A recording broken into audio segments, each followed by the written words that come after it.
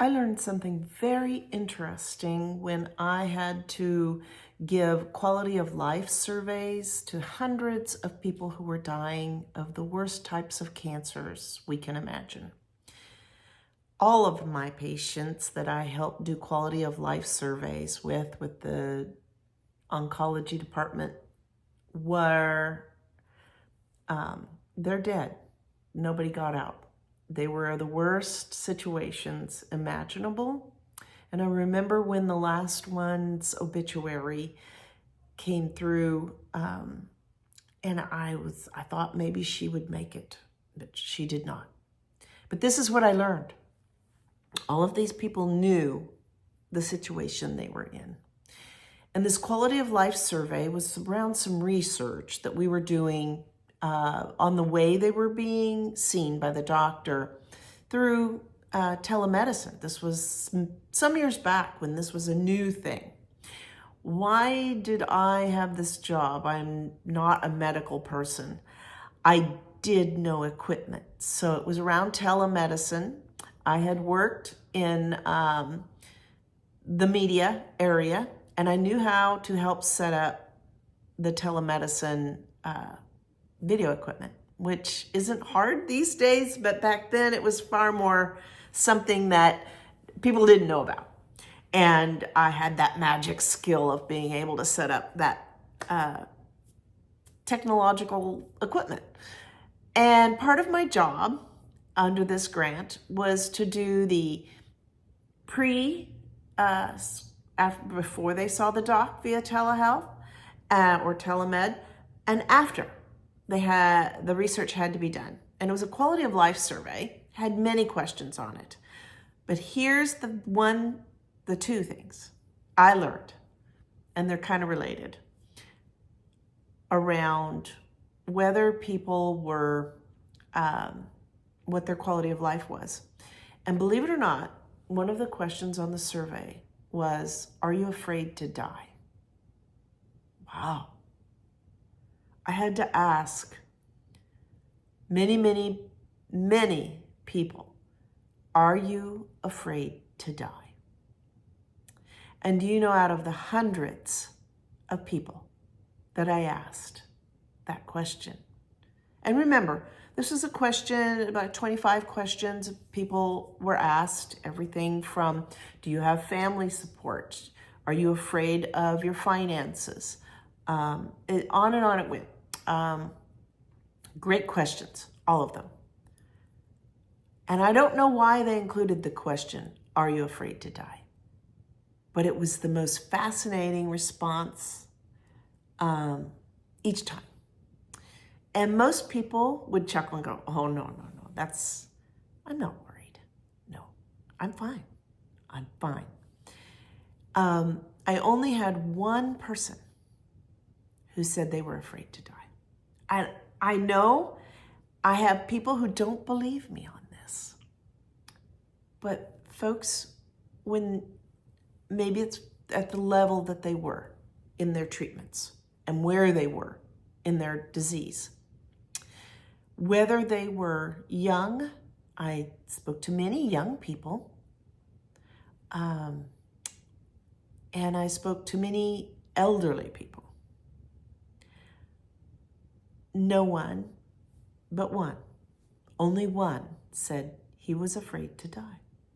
And that one person that was afraid to die did not have, on the question on community connectivity, he didn't have any community connectivity or family connectivity. I don't know if that was the reason. There are other people that didn't have family connectivity. I don't remember anyone saying they didn't have community connectivity, but I do remember that one person. I did look over his whole questionnaire. Why was he different than everyone else that I had spoken to during, I think it was a 2-year time span with this oncology department, and specifically one doctor, but everyone who used the telemed. So, not afraid to die. That's what the dying told us during that time. Would you like to know what they were afraid of? On the question, do you feel that you will be a burden?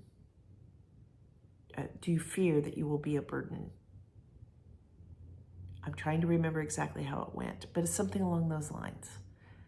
And there was not a single person also that didn't say, I fear being a burden to my family. They would expound upon that and talk about it quite a bit.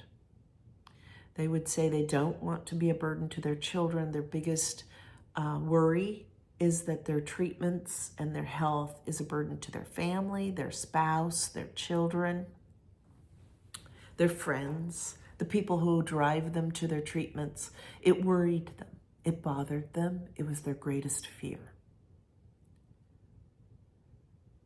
That they were not afraid to die, but they were afraid of the weight that brings to your family, that an illness like that brings to your family. I think we can all relate to that.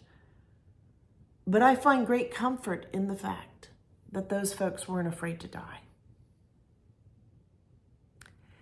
I think that we can share the comfort that those folks weren't afraid to die.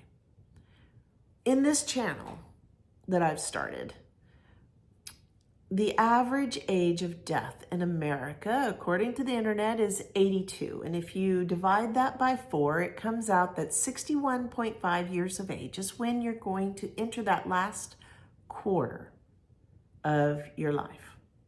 I am there. I am 61 and some months old. So I decided to start this channel to really talk about the things that we need to talk about, prepare for, be curious about, have fun with, how we can maximize and make that last quarter as golden as possible. The best 1 quarter of our life. And I don't think that fear of death is something we need to worry about in this last quarter. I have it on good authority from the dead that we need not be afraid. I will say another question on that questionnaire. I wish I had a hard copy of that. One of the questions on that quality of life survey was, are you religious? A goodly number, and I'm going to just guess, this was a very Catholic community area, but still probably about a quarter or maybe more put that they weren't religious. It had no bearing on their fear or lack thereof of death. It had no bearing on that. It was across the board lack of fear. They were in late stage or difficult times of cancer. So I know there's a grieving process. I know there's a road to that decision. But when I saw those folks, because that was the type of doctors they were seeing via telemed, they had no fear. They had no fear of death. I feel very confident in that because they generally followed it up with an explanation. Some of these people were repeat interviews, and still the comfort level on lack of fear of death was astounding. It comforts me. It comforted me then.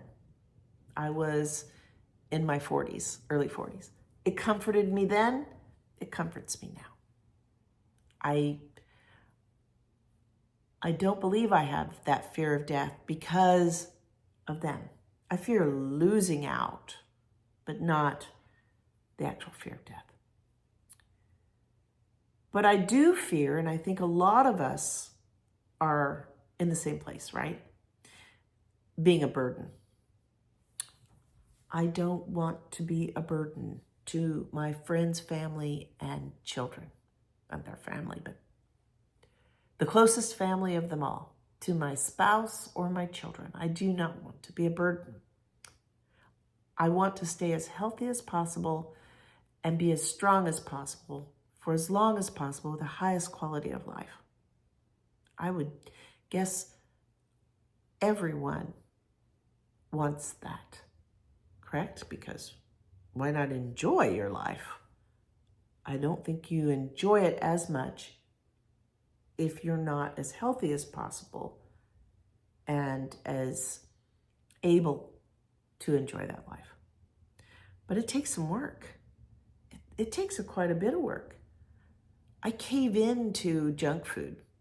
I know now is not the time to be caving into junk food all the time, but I do. The stress is particularly will have me on the wrong track with food.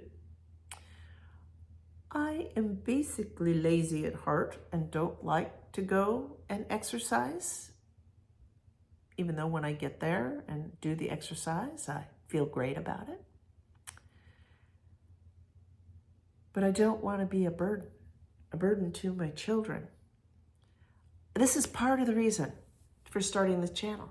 I want to learn as much as possible about how to have the best possible life. Have as much community around me.